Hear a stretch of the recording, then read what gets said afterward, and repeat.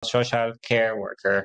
So, magandang topic kasi nga sabi nga natin, hindi naman tayo nagwo-work lang dito. Dapat meron din tayong involvement sa mga nangyayari sa society. Social care, ano siya eh, madami pa akong pinagdaanan eh. Actually, nag-nursing pa ako muna. Oo. Typical Filipino parents na dapat practical, dapat nursing. Ganun. Ano yung mga pregnant women? Paano yan? Ayun naman yung sa families.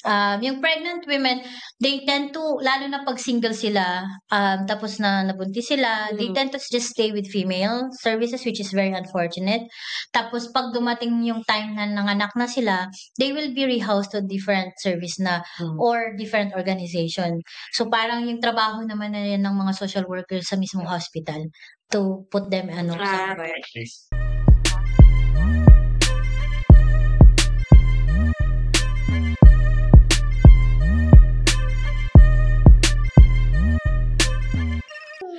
Hello guys, welcome sa ating Buhay Arlan. Kamusta na kayo lahat dyan?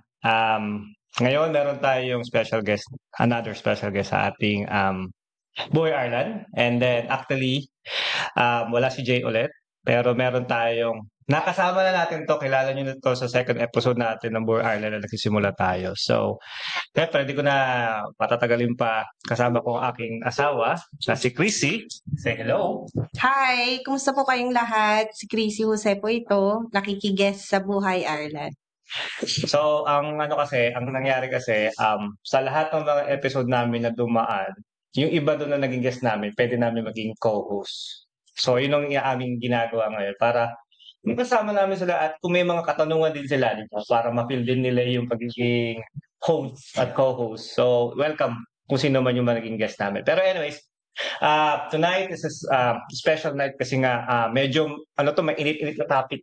Lalo na sa mga taong mga ganito kasing bagay, medyo kailangan talagang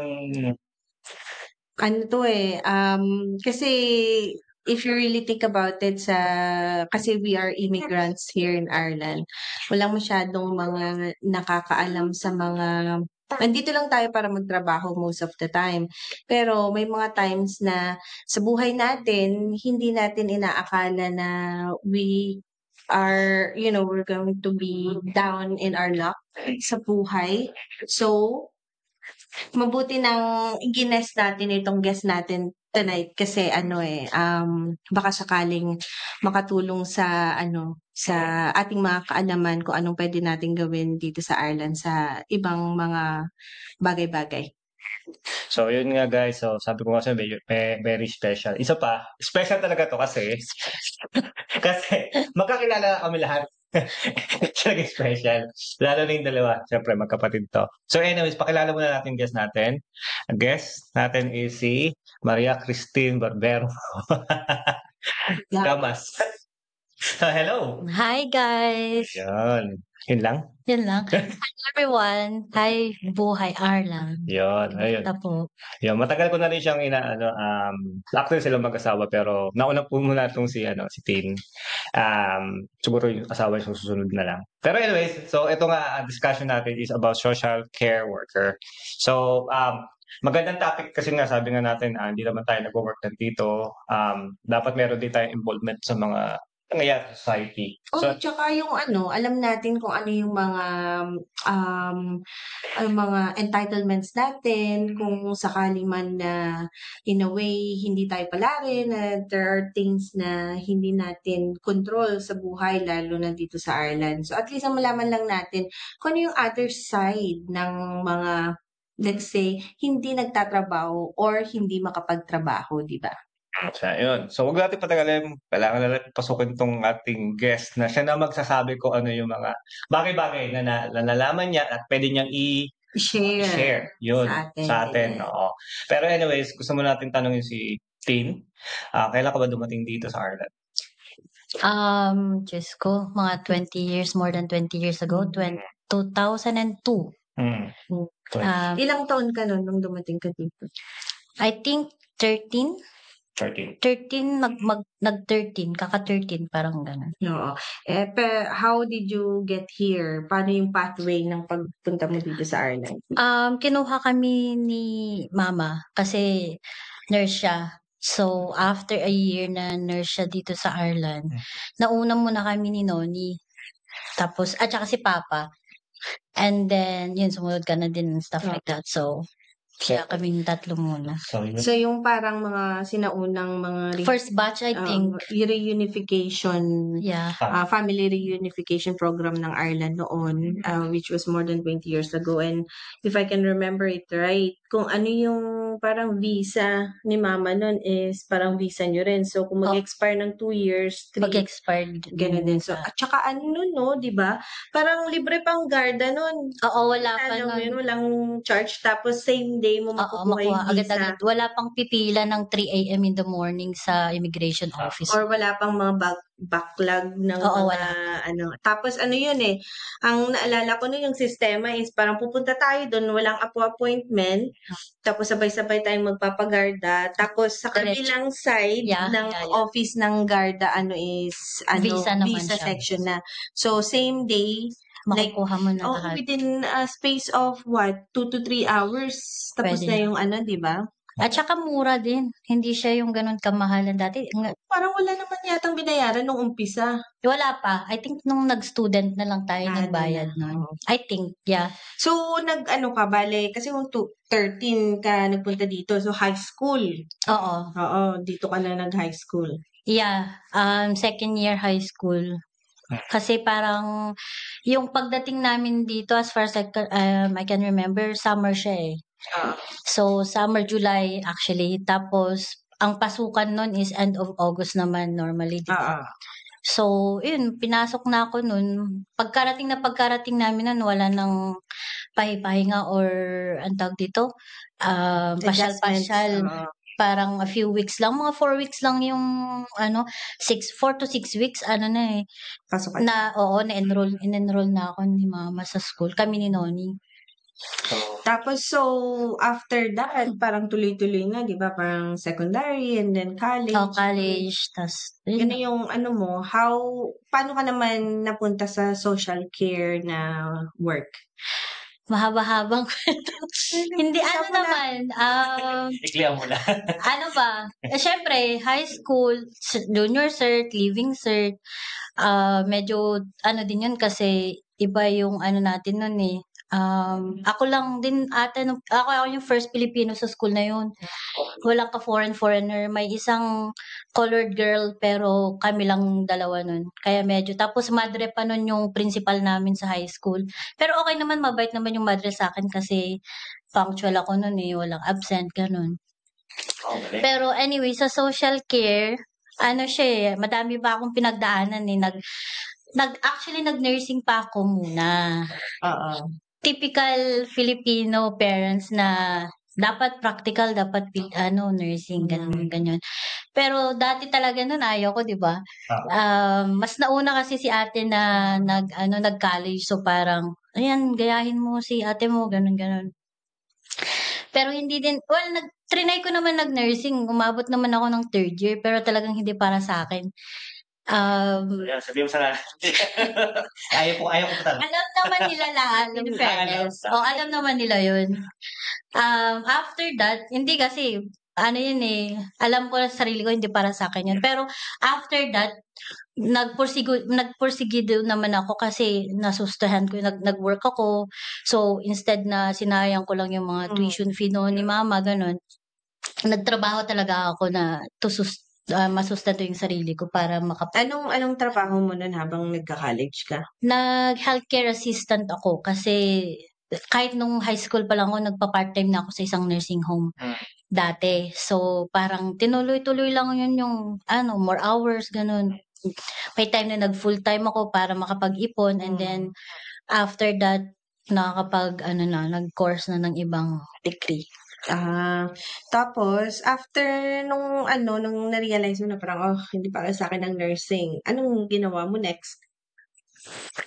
Ako, tag-Montessori. Kasi Montessori teaching. teaching siya. O, Kasi yan yung second course. Oo, kasi nung nag-nursing ako, yung isang placement ko sa mga bata. Hmm. So, talagang naengganyo ako dun, yung gusto ko na lang ng ganun, yung parang hands-on talaga. Ayaw ko talaga ng medical. Kasi nung na-turn off out talaga ako nung nag-placement ako sa Beaumont Hospital, sa totoo lang, general placement. Ayaw ko talaga. But anyway, na mas na-expose ako sa school, sa special school and intellectual disability schools. So nung gusto ko nun, so ginawa ko yung Montessori, pero after na natapos ko yung Montessori, parang walang pera. Wala siyang masyadong oras kasi parang hanggang afternoon lang yung teaching time kasi doon lang din yung bayad. So, parang naano din ako, parang what else can I do? Pero I still want to help people. Gusto ko pa rin yung interaction ng mga tao or so binase ko talaga yon until nung nag-degree ako, social science yung una-una kong degree na tinapos. But within social science, syempre sa college, maraming pathway yan eh.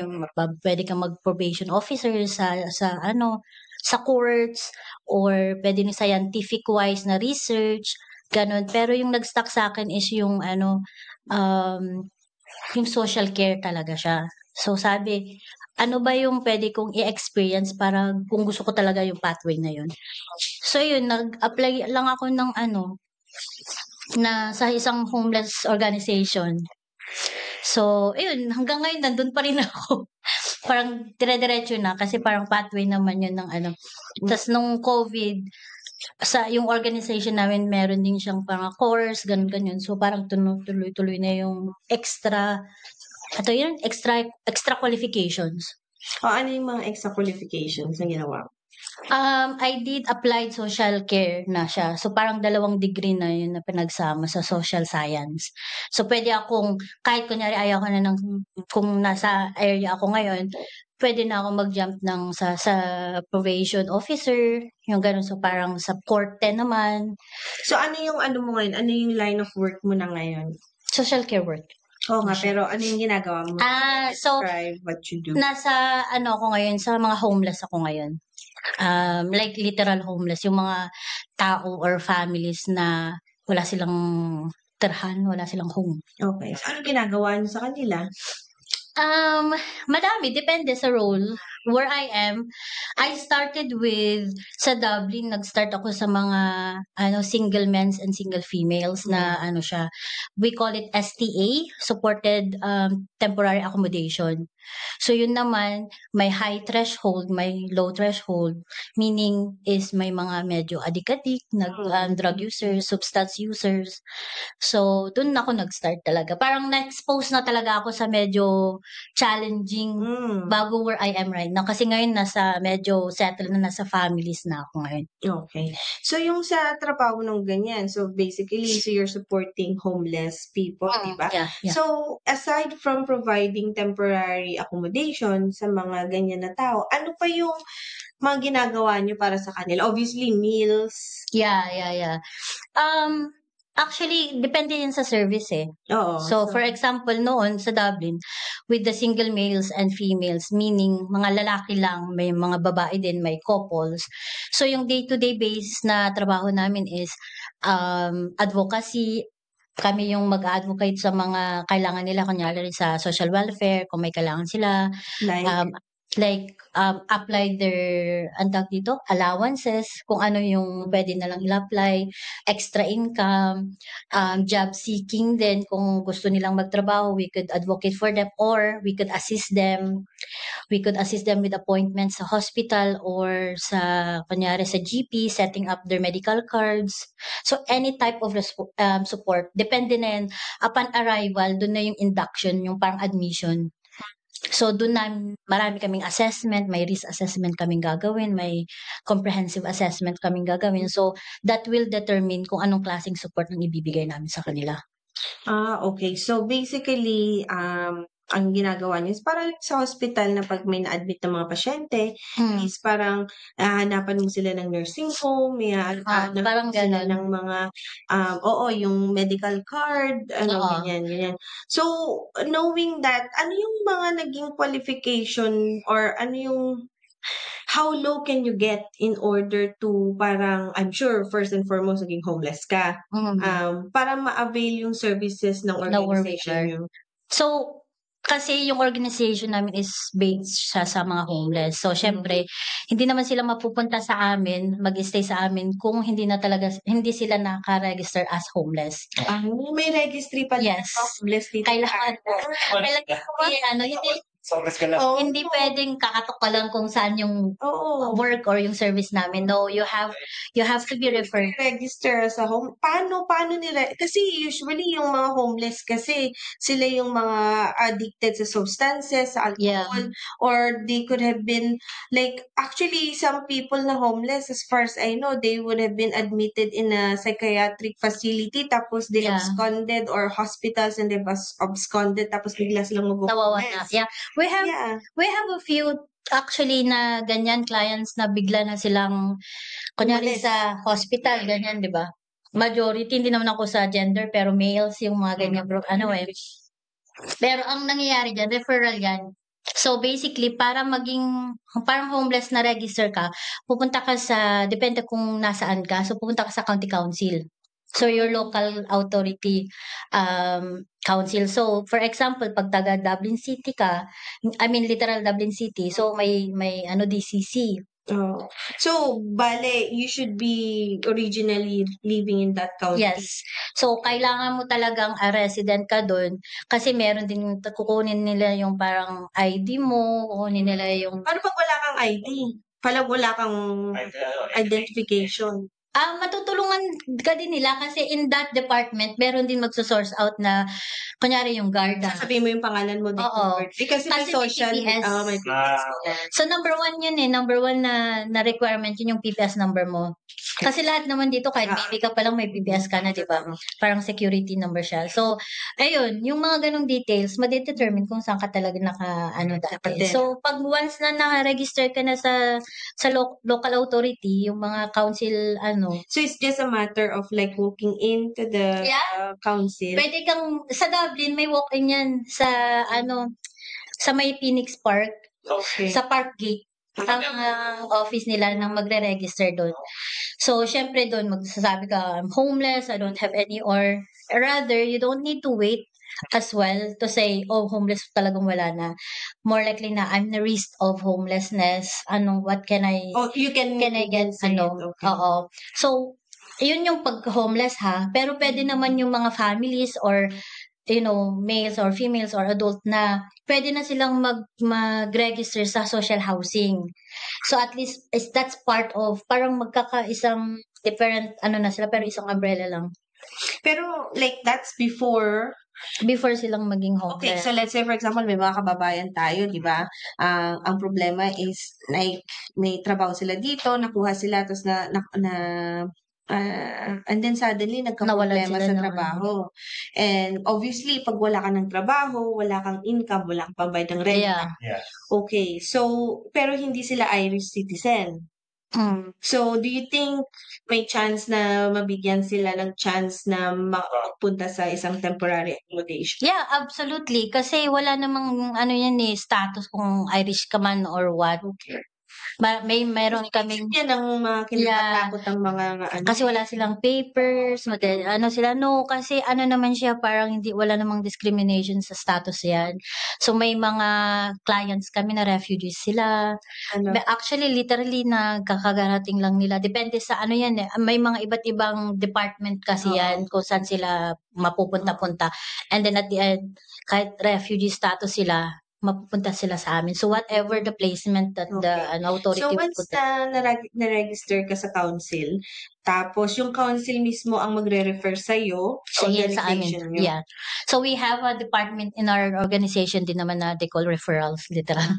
So we'll receive then. So kasi kami mismong service talaga kami with these people, 'di ba, with these families. Pero meron din ibang sa isang office din sila yung nagtatanggap ng referrals from the local So council. from the referral, tinatriage nila female, male, couple, family. Yeah. And then from there on, doon nila isa-separate kung saan ka Kung saan dapat, dapat. sang service ka mapupunta. Oo. Kasi sa Dublin, within Dublin, we have, let's say, in our organization, iba't iba may mga males lang, meron ding under 18s. Oh, wow. Yeah, unfortunately, we have those as well. So may mga under 18s, may females only, may males only, may couples, may families, meaning talagang mga bata na homeless sila or babies or pregnant moms about to give birth. Yeah.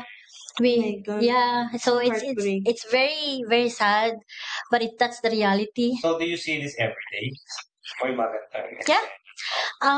Yeah, pretty much. I've seen nearly everything really, from someone substance user siya na nag-OD, or someone is having a mental breakdown kasi yung sitwasyon nila, or just a normal family na may mga trabaho yung mga nanay or tatay, pero talagang na-homeless lang sila. Nawala sila. So heartbreaking, no? So, kasi lalo yung mga family. Yeah. Yun yung toughest where I am right now because I work in a family hub.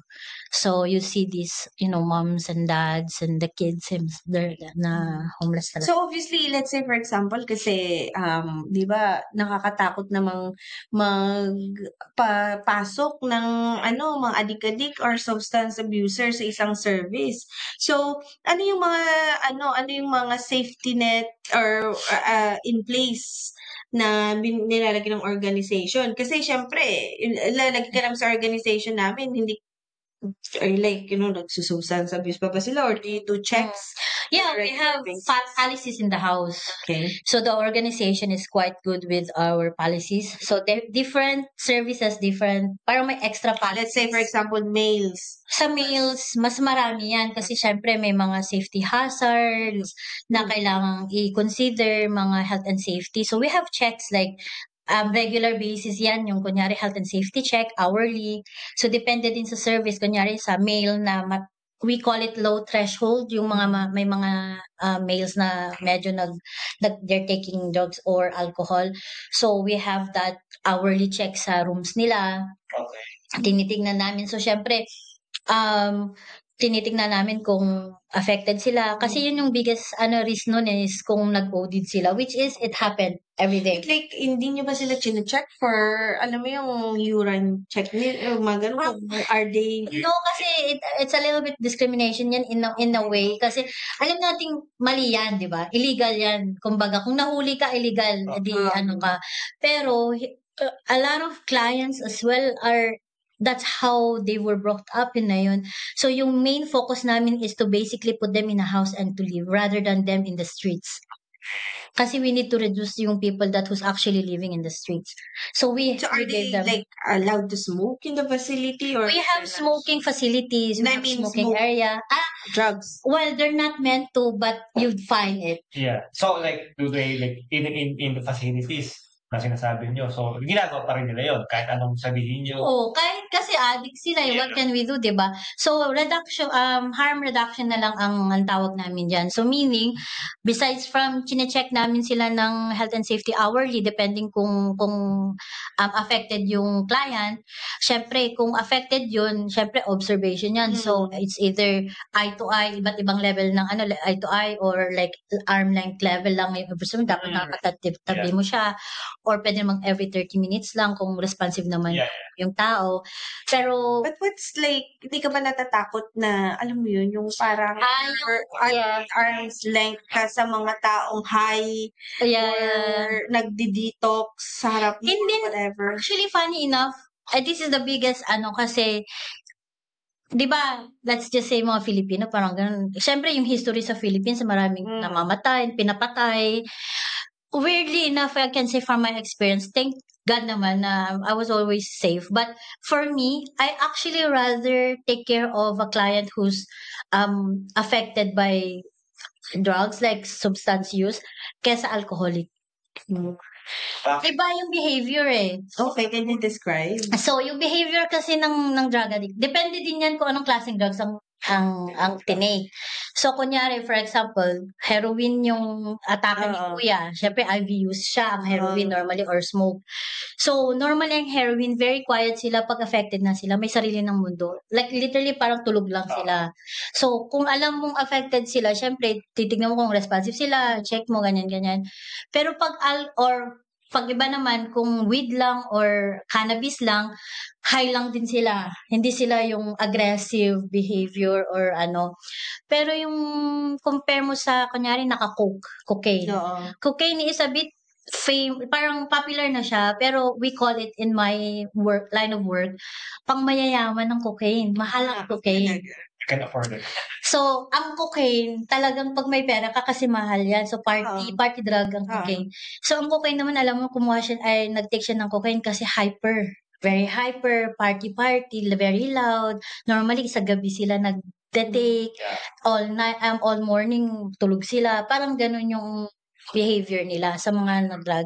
And even then, kahit affected sila, yung mga clients na na-experience ko, meron din yung limit nila, alam nila yung limit din nila kung how much they can take. Ang dangerous lang sa kanila is kung bago yung client na naggamit ng whatever drugs or nag-snowball sila, meaning parang Tuloy-tuloy. hindi, dalawang klaseng drug ang pinag-combine or anything. So, it will be different effect. Pero, compare mo naman sa experience ko na sa alcoholic, they're very messy. Like, yung literally, yung nang aaway sila, very verbally aggressive sila, very physical silang ano. So, we had that experience. I had that experience na talagang yung mga, lalo na sa male and female singles services na may mga ganong klaseng behavior sila. So, kung kami naman, kung sakali na, let's say, for example, they get aggressive towards, staff or towards other residents or clients, like, do you still let them do that, or can they get kicked out from the service? Depende, syempre, pero hindi naman yung one time lang. We always have to give them warnings. May step by step. May verbal warning, may written warning, tapos we call it my placement sustainment. So this is a procedure where we actually try to help them keep their placement, pero we need to let them know na ito na yung last resort mo. Kung ganito pa rin yung behavior mo towards others or towards the staff, then you will be kicked out and you will be transferred somewhere, not here. But like, do you ever refer clients over to rehab? Ganyan. Yes. So that's one of our daily work is for us to try to source out rehabs or like any type of help na pwede namin i-ano sa kanya. Kaya nga, that's why we have support plans. We have those assessment para upon arriving, kahit drug user sila or alcoholic sila or kahit hindi sila whatever or wala silang trabaho, na homeless lang sila, then those are the things that we can help them with while they're with us. Kasi parang ang hirap naman kasi ng situation na you're addicted to substance tapos or alcohol, and then pupunta ka sa isang temporary accommodation. Tapos, let's say for me, pumunta ako sa isang temporary accommodation tapos mga kasama ko like parang drug addict, alcoholics.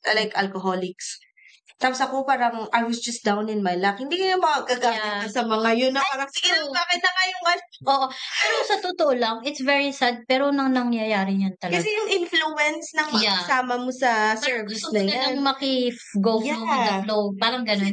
Depressed ka most of the time. Yeah. Totoo yan. Nangyayari yan talaga. Kaya kasi depende na yan sa referrals.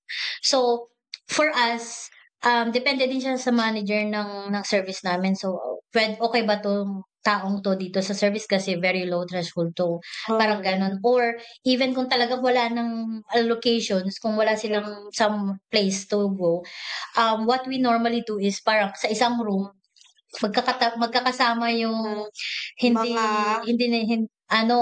nagda-drugs, parang gano'n.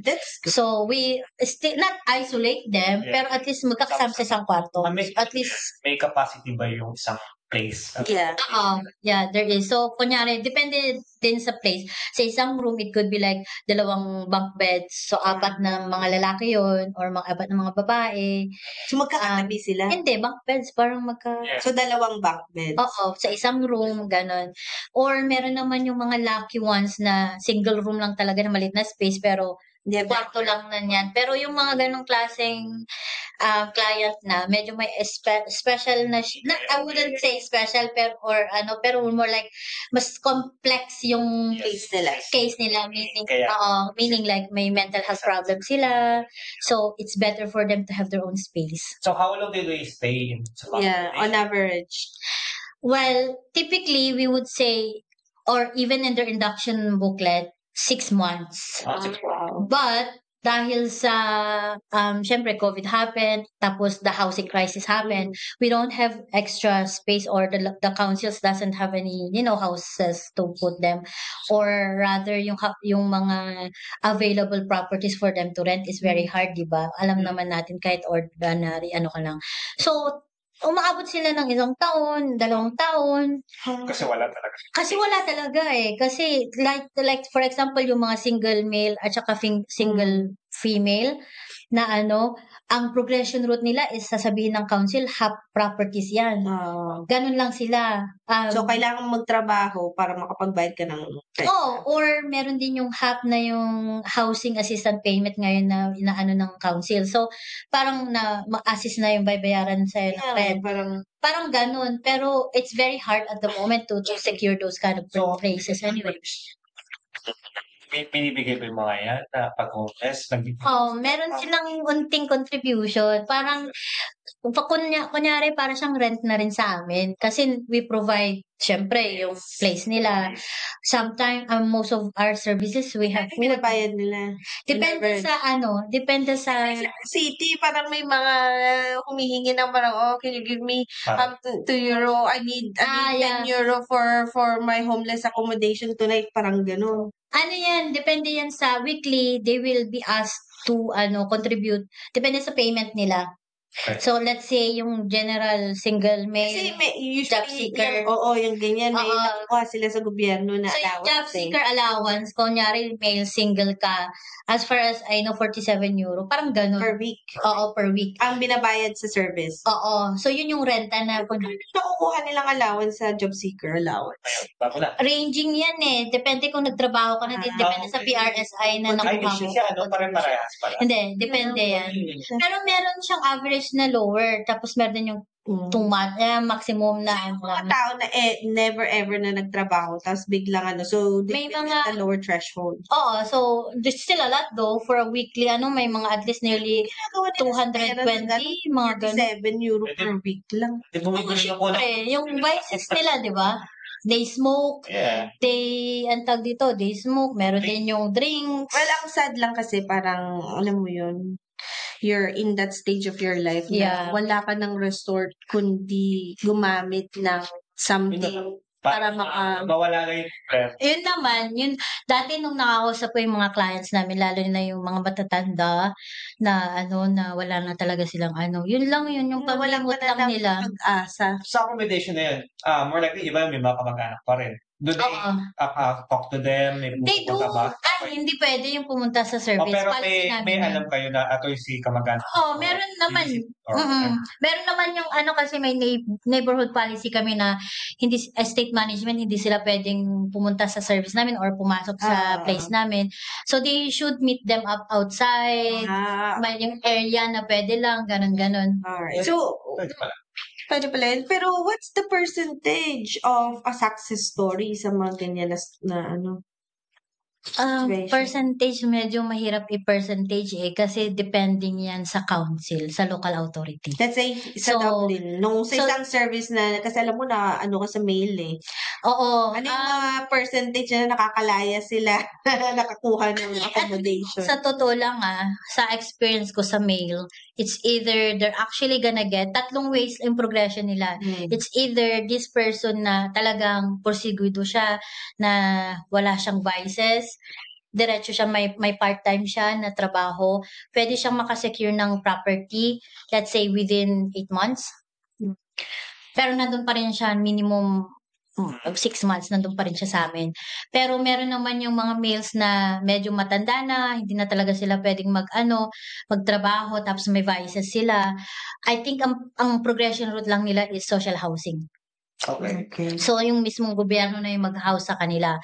Meron naman yung tipong, which is very unfortunate, yung mga lalaki na males na, is they will ended up, bumabalik sila sa prison. Okay. So, mawawala na yung placement nila sa amin kasi nasa prison na sila. And there's a lot of cases like that happening. How about yung mga pregnant women? Paano yan? Ayun naman yung sa families. Yung pregnant women, they tend to, lalo na pag single sila, tapos na nabuntis sila, they tend to just stay with female services, which is very unfortunate. Tapos pag dumating yung time na nanganak na sila, they will be rehoused to different service na or different organization. So parang yung trabaho naman na yan ng mga social workers sa mismong hospital to put them or depende din yan sa case ni ate. Kunyari, meron siyang history ng drugs or active siyang nag-use tapos pregnant siya. So, mangyayari yan is after birth, depende yan sa TUSLA na. Kukunin nila yung bata or it's either kukunin nila yung bata, the social work would work with the child, tapos yung mom will go back to us. Okay. And then she will work hard to get the child then. So, it's a different story. So, how long they will, ulang na hiwalay sa bata, how long they will stay to your place? Depende din sa kanila kung how they're gonna work hard and how to mahirap ka kasi anak mo. Kapanganak mo lang or whatever. Nagpapalay ka talaga sa mga bata. Yeah, kasi ganun yung cases sa Dublin. Pero in Kildare, it's very good kasi let's say percentage-wise sa families where I work now, we have a lot of turnover which is very nice and to see kasi families sila. At like I said, depende talaga sa local authorities kasi as far as I know sa family hubs naman sa Dublin, andun na sila 2 years. Homeless pa rin sila. Pero for us, siguro kasi mas mahirap din kumuha ng housing sa Dublin. Oh, that's true. At saka sa Dublin kasi 3 local authorities yun, di ba? Dublin City, Fingal, at saka South Dublin. So, even though 3 authorities na within Dublin County, medyo mas mahirap pa rin yung turnover nila Siyempre, mas madaming population. Progression. At saka mas madaming homeless. May tanong ako, hindi naman sa discrimination or, being individual. Sa sa case nyo rito sa Kildare, ano yung pinakamaraming nationality yung nagiging homeless? Irish pa rin. Pero meron na talagang lumalaban ang mga Africans. Oo, meron variety. Talaga, iba't iba. May Africans, may Irish. Siyempre, Eastern may mga... European. Oo, may Eastern European. Merong travelers. Filipino? There's a few.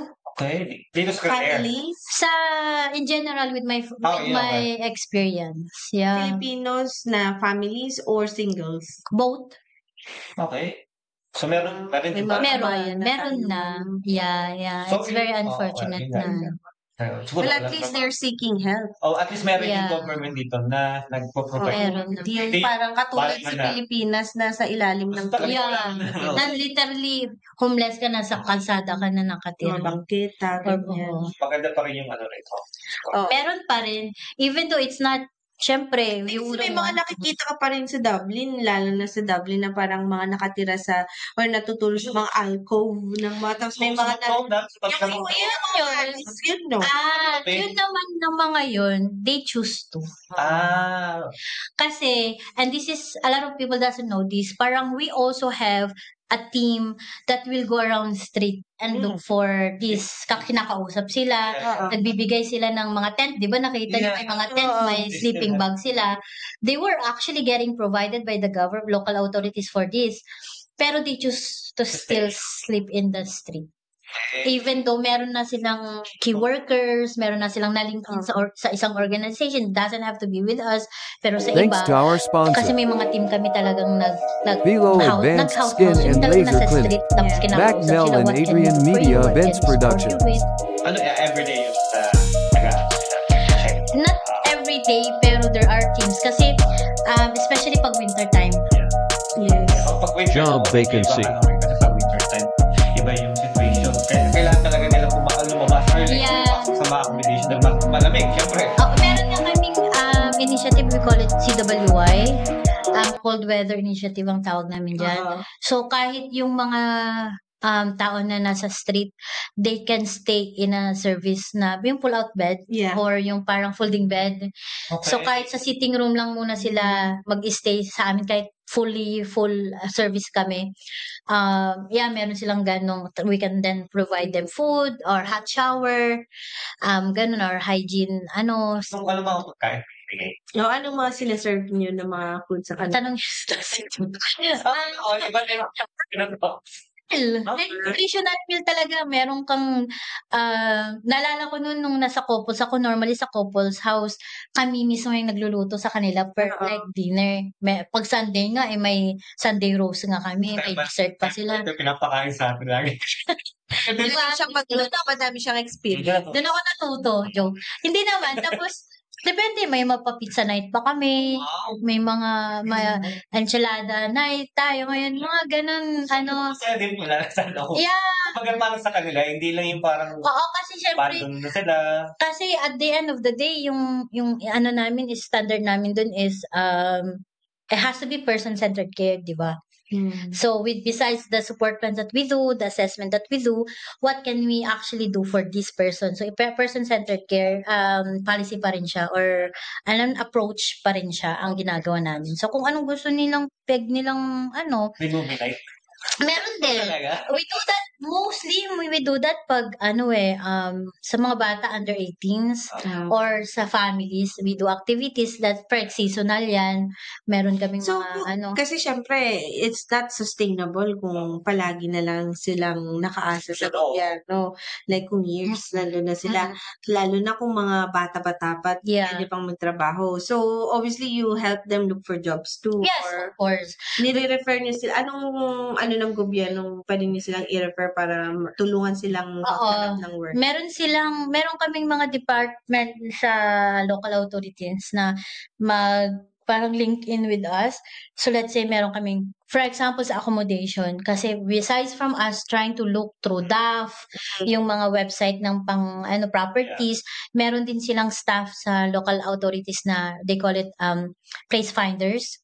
So, ibang department din yun natutulong na merong kung merong landlord na willing na magbigay ng half property, kasi yung pwede nyong i-refer.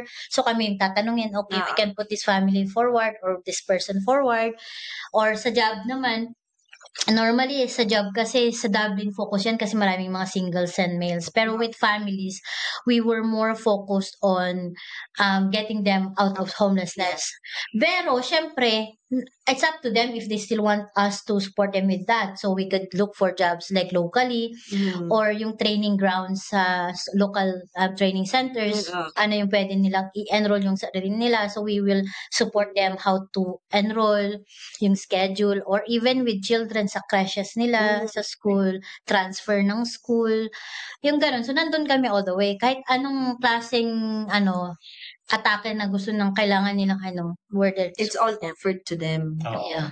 At saka every opportunity meron mabigyan sila ng chance na Kasi, well, that's really good. Kailangan kasi nila somebody parang naabandon yung sabi ko yun, parang naabandon na sila ng family, o parang naguna na yung mundo nila, but there's people like you guys na kasi willing to help them. Minsan nga nagiging counselor pa kami. Yun yung therapist. Next na tanong ko sa iyo kasi syempre kanina sabi mo nakakausap mo yung may ibang mga clients dati, and it means that it's something heavy. So what do you do to your, anong ino-offer ng services niyo sa mga workers na mga katulad niyo in order to unload or parang ang tawag dito, para hindi too much heavy yung mga iniisip niyo, kasi minsan iniisip mo, my God, ano na kayo mangyayari dito, ganyan. Siyempre, yung stress nila napupunta sa inyo. Yeah, kasi na-absorb naman natin yun. We have different ways. We call it EAP. Yeah. So we're assistance program. So we have that's free. So parang sa organization namin, we have like basta maraming sessions per year. Na free. Na free siya. So, we don't need to, syempre mahal din, di ba? Ka. Anyway, we have that. And with that, which is ang kagandahan nun, it doesn't have to be related with work. Yeah. So it could be personal, kung you're going through something sa personal life mo na hindi mo kaya na mag-concentrate sa work or anything, you can still call up the EAP tapos sabihin mo yun. So it's still free. We have that in the bonds. Okay. Meron din sa inyo mga nurses. Very good. Tapos we have supervision, monthly supervision Yeah. as well. So that one naman is within the team. Oo. So let's say the team has Nag-debrief ang team. so parang let's say per month we have that. So kasi depende kung we gone through something really heavy or something traumatic na nangyari sa service namin. So we have time to debrief, we have time to like talk about it. Tapos we like one-on-one sa managers namin, meron din yung team meeting.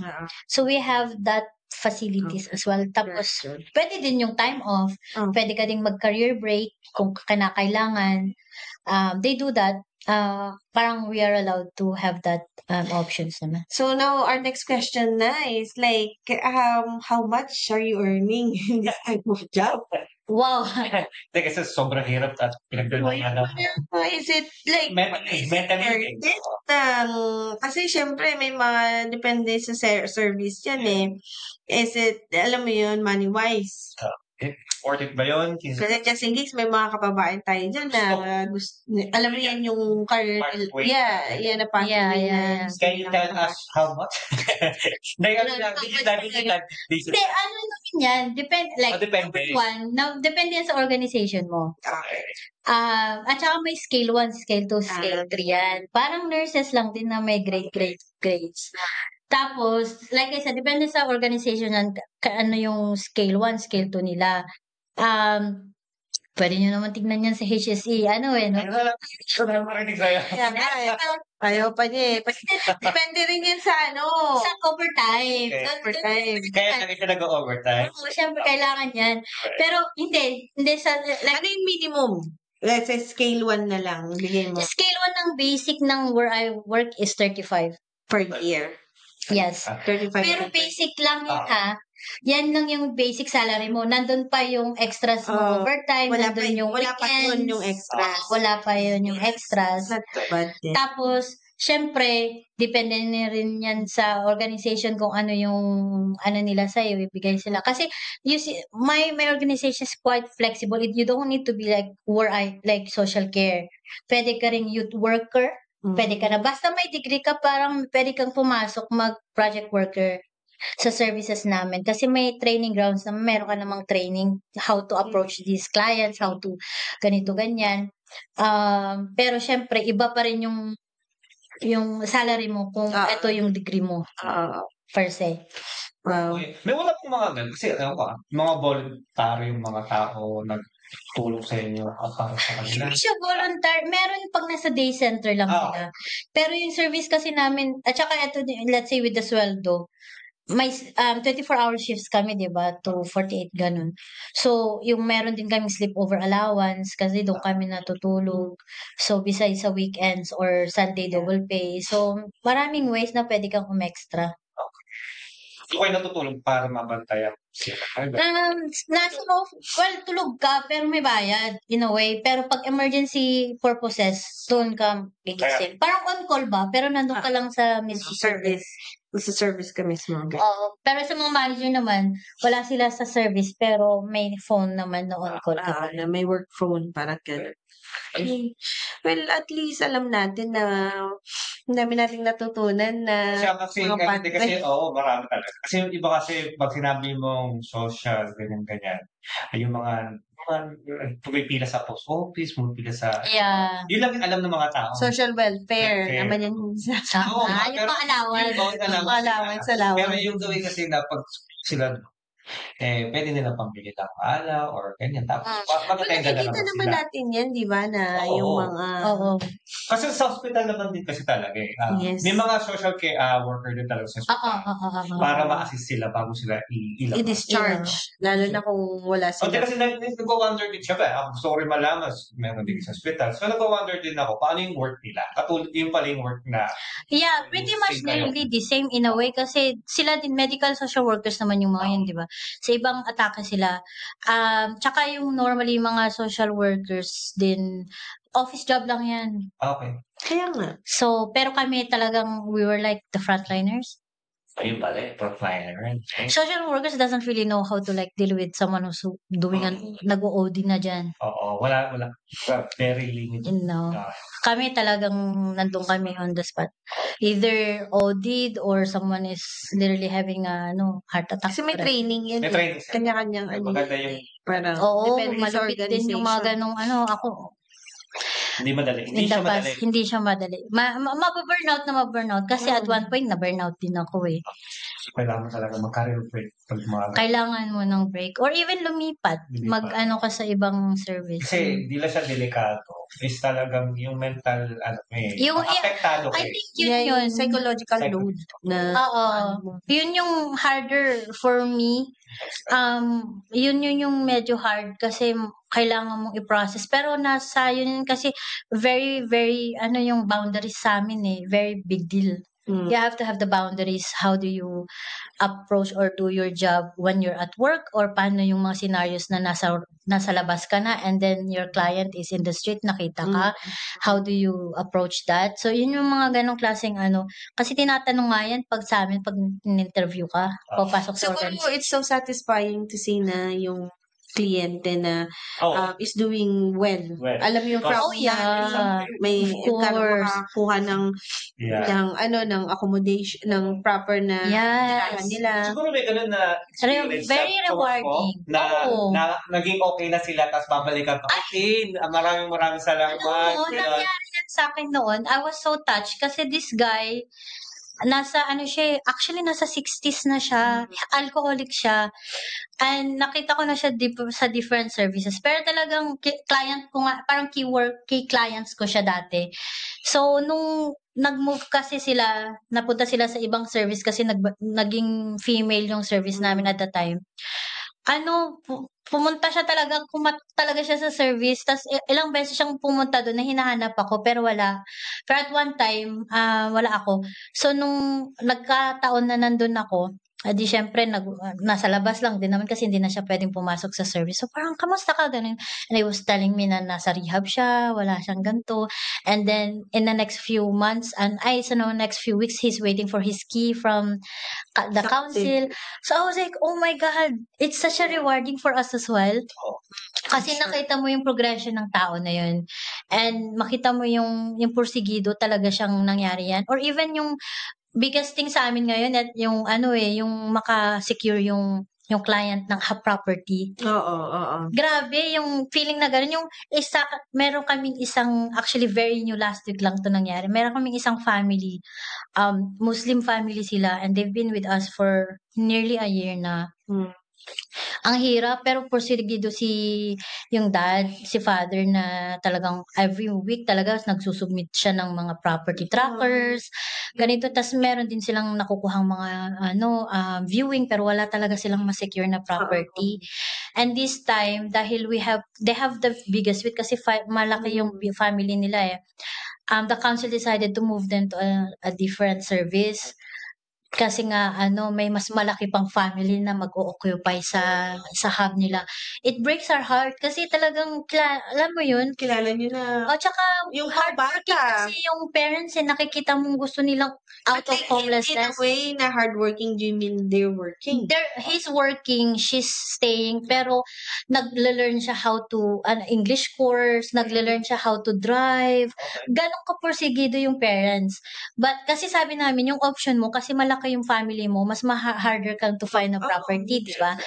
Tapos, yun, with the help anyway, with the council, they were able to secure a property last week.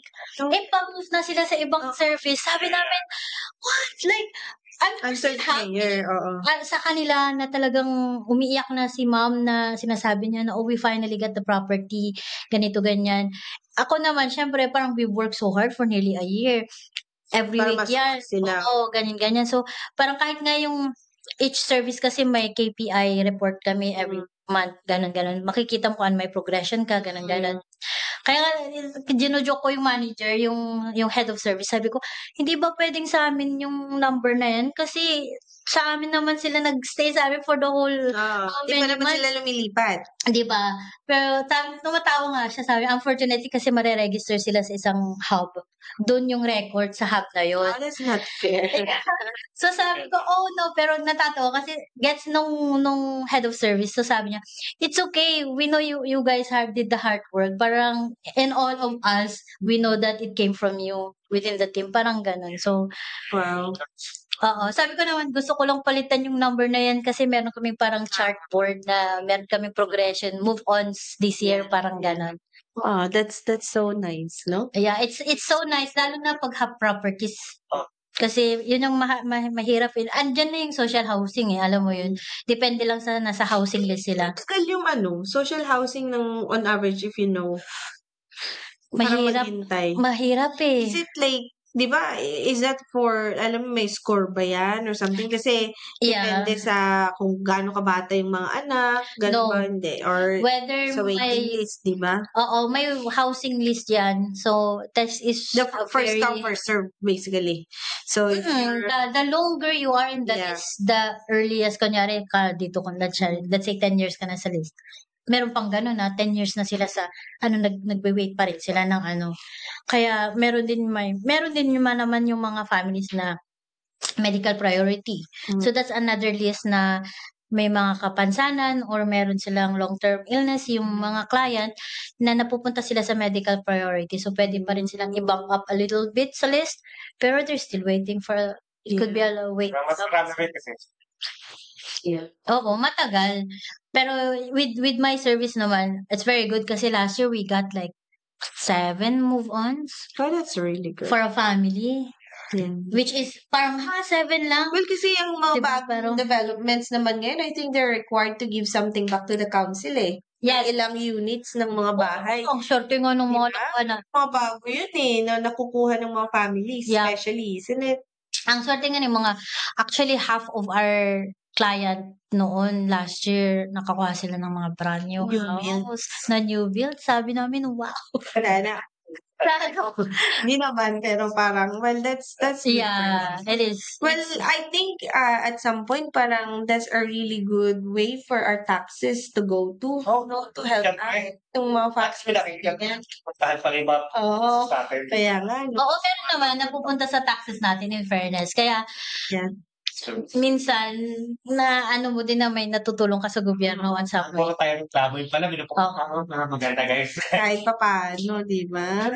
Itong gabi natin is very informative and hindi, kasi hindi lang natin alam kung sino yung makakarinig nito na it's been going through something na mga kababayan. Diba? Then at least yun, paparegister and you're going to be homeless. And meron din kaming homeless accommodation, yung emergency for all. So meron din yung mga yan, that's available as well.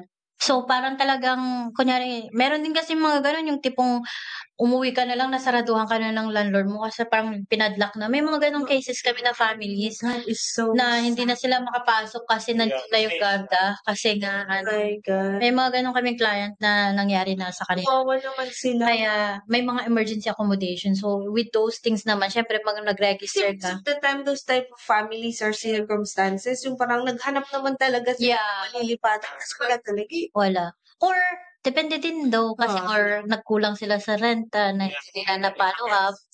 Income-wise, wala silang pambayad. Yung ganong unfortunate. Mahirap talaga is pag nalulung ka sa bisyo. Kasi minsan, parang lang yan cycle yan, di ba? Na parang either na may nangyari sa'yo na it's out of your control. Tapos parang natempt kang magbisyo para makalimutan. And then parang, alam mo yun, doon na nag-snowball yung problema. Yeah. So parang, mind our mental health, mga kababayan. Yeah. Kasi hirap. That's true. Dati nung mga, syempre, dala-dala, ano mo yun, yung mga kabata-bataan yun, wala, go lang, ganito, ganyan. Pero with my experience in Dublin and where I am right now, grabe yung mental health ng tao. Hindi mo lang talaga alam anong nangyayari sa utak nila. Dadaanan ng isa't isa. Yes. Grabe. Parang sobrang nakakaawa din yung mga kababayan natin dito na trabaho ng trabaho, padala ng Yes. padala, tapos Tapos bigla, bigla silang let out. oh, ano. yun yung mahirap. You Kaya have to self-care. din. Self-care is really important. Buhay nyo dito sa Ireland kasi ngayon habang may mga trabaho, di ba? Parang relax din. Hindi lang yung tao padala. Pagkano rin. Sorry. Oo, sir, that for yourself. Yung mga ilang oras kang, alam mo, nagtatrabaho, ilang araw kang nagtatrabaho, treat yourself a little bit. Alam mo yung ganun, hindi lang yung tipong matutulog ka lang, go out for a walk, unwind. It's very, very important for you. Daming magagandang dito sa Ireland eh. Dito Oo, na lang sa mga atin, sa Kildare, facilities daming na mga pwedeng mapunta na kahit maglakad-lakad ka lang, kahit wala kang pera. Di ba? Nature. Mag-cycling ka, ganyan, Marami naman. may bike to work scheme, yan, kuha ka na. Yan, ang daming mga, ganyan. and in fairness naman sa gobyerno, there's a lot of help that you could get from them. You just have to know the channel where you're going. Yun nga. At saka kung Diba? may questions kayo at kaya naming sagutin, message lang kayo sa PM. amin. Gusto namin siya. PM. Hindi, pero totoo yan, di ba? PM na kayo, question kayo about social. Ngayon. Yung mga, yung mga Ganitong case. Sa housing problem, benefits na kailangan. benefit, or pwedeng scheme na pwedeng i-claim. Madami yan. Isa sa mga pala natatanungin ko sa iyo na isa sa mga narinig ko kasi madaming mga kababayan natin dito sa Ireland na wala pang mga GP. Oh, no. Kasi ang hirap kumuha ng GP. Yeah. GP is doktor, yung family doctor. General yung parang practitioner. Oo. Ano nga daw kasi? Kasi tayo dito sa lugar natin, parang Space. ilan na since 2015, hindi tayo makakuha ng GP kaya tabling pa rin tayo. So ano yung sis? Ano yung Ayaw mo dyan. Kung mo kasi mga bagong mga Pilipino yan ang struggle ngayon eh. Anong sistema kumbaga? Well, what we normally do with our clients actually is get a 3 refusal letter from the GP na you apply. So entitled ka na kumuha ng refusal letter sa GP na. So let's say for example tumawag ako sa isang GP tapos sinabi, no, sorry, we're not taking any new clients right now. Oo. So anong sasabihin ko sa GP? Sabihin mo, okay, can I come down to your clinic? Normally they don't send it to you. Normally you go down there, they will say write a letter to say that you got refused. Yeah, tapos have that 3 refusal letter. Kasi normally, itong mga to, papatok lang to sa mga, kunyari, may medical card or parang low income holder sila. So, yun, magiging 3 refusal, isend mo sa medical department. Meron talaga silang i-allocate ng meron silang i-allocate na GP. Kung wala ka namang bisyo, wala ka namang but you just can't. Well, may walk-ins naman ng Di, wala nang walk-ins ngayon. Sa Jervis, wala na rin? No, they're not accepting anymore. Talaga? Mag-online na lang kayo. Yun, meron namang online niya. Cheaper pa. Pero hindi ka naman kasi nila na-examine Pero yung gusto mo lang naman kasi nung is hindi. Kasi minsan kailangan mo ng proper na referral in order to get treated. Pero ang isa kasi sobrang katulad sa atin, ang layo natin. Tapat tayo doon, may sakit ka na nga, hindi ka nga makaalis, tapos papapak pa doon. So, pero at least, siguro meron it's worth a try na kumuha ng 3 refusal letter. Kasi yan din ang mga nakikita ko sa notice board kasi may community notice board kasi kami dito sa lugar namin. Yan yung mga advice din ng karamihan ng mga tao. Yeah, get that 3 refusal letter and then send it back. Kasi with that, syempre, the government will still have to kind of, kailangan ng doktor. Na bigyan ka ng doktor. Yeah. Yun pala eh. Kaya pala tayo mga Tapos, depende rin, ang medical card is, ano yan? According yan sa income, di ba? Yes, income din yan. So, income-based. Means test siya. Yeah. Oo, means tested siya. So, hindi ka basta-basta pwedeng ang medical card naman, syempre, yung free card yan, pag-access mo ang any medical. So, dental, GP visit, or hospital, ayun, free. Lahat yan. Walang babayaran. Walang babayaran. Depende sa sweldo. Ano ba yung like pinaka mababang sahod ba? Like, Yung mga minimum wage, parang anong tingnan natin? Depende, I think it's either you're single or couple din eh. Talaga? Yeah. Family. Sa family, I think not more than 40. Family. I mean, mom and dad. Not more than 40 together. Together. Na yung isa sa client, cancel na yung medical Na lang pasok.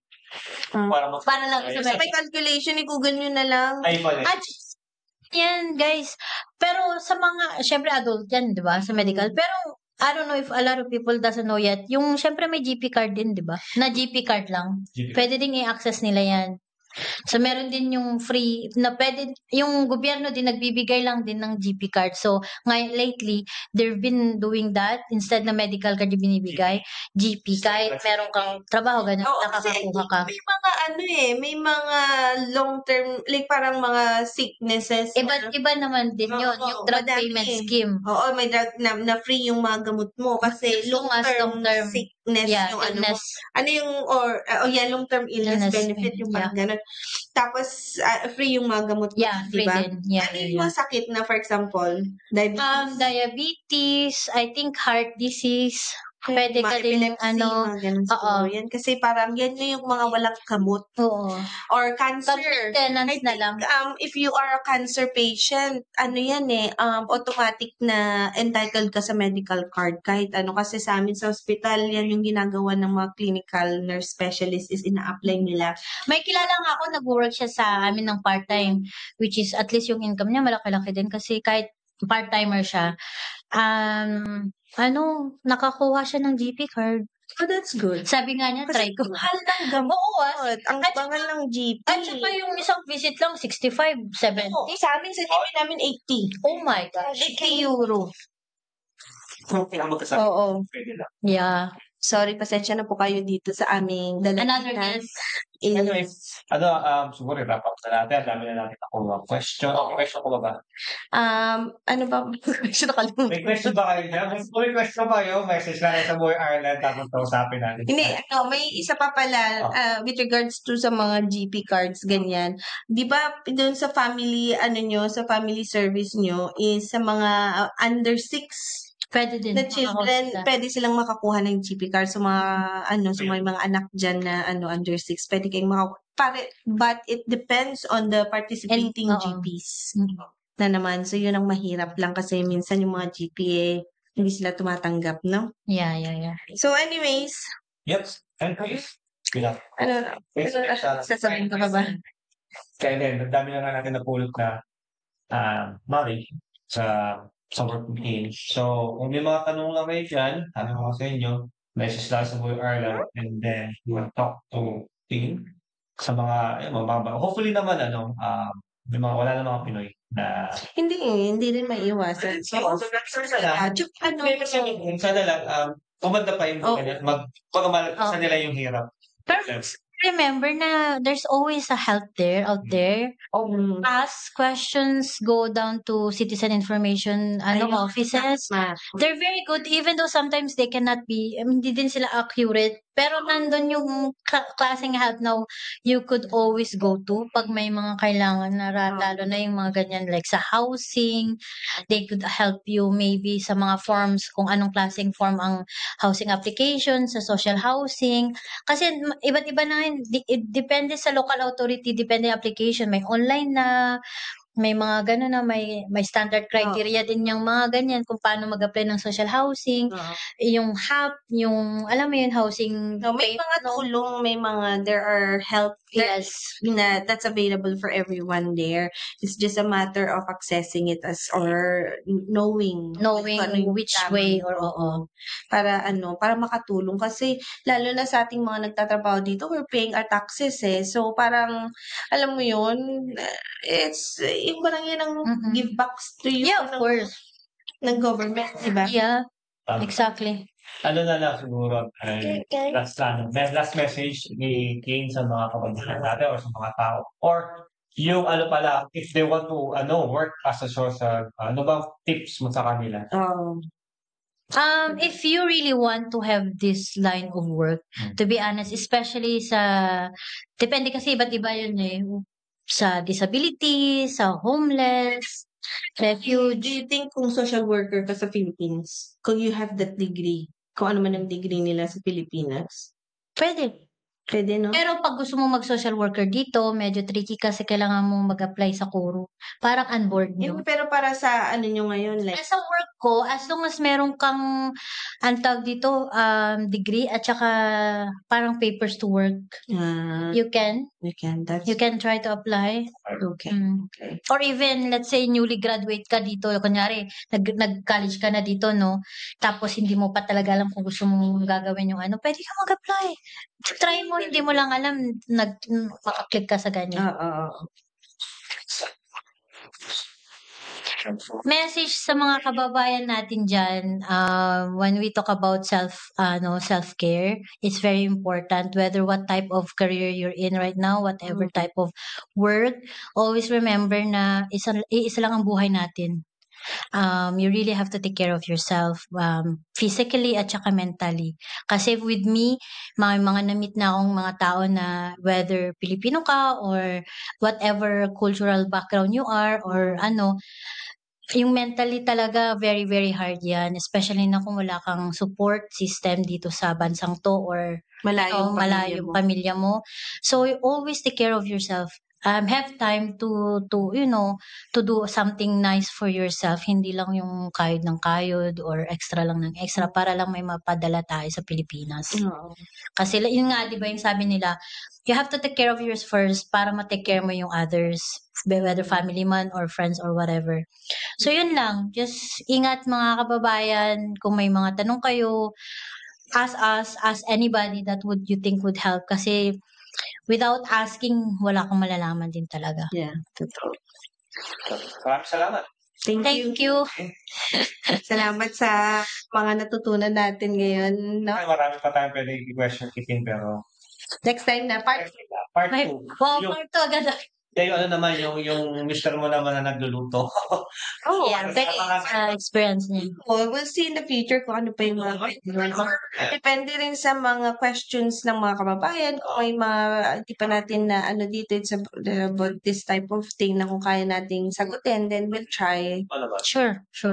Yeah, maraming salamat Ting sa gabing binigay mo at syempre sa ating co-host. And then, sabi ko nga sa inyo before, kanina, na magiging ganito rin. Minsan may mga guest tayo from our previous episode na makakasama rin natin. Kasi ang laking bagay, yung hindi lang si JR nagtatanong. Kumbaga may mga outside na questions out of our comfort zone, kumbaga, na pwede sila magtanong ng mga ganito. So, ayun lang. Maraming salamat, guys. Salamat. Yeah, maraming salamat. And we'll see you in our next episode. God bless. Bye! Philo Advanced Skin and Laser Clinic. Mac Mel and Adrian Media Events Productions.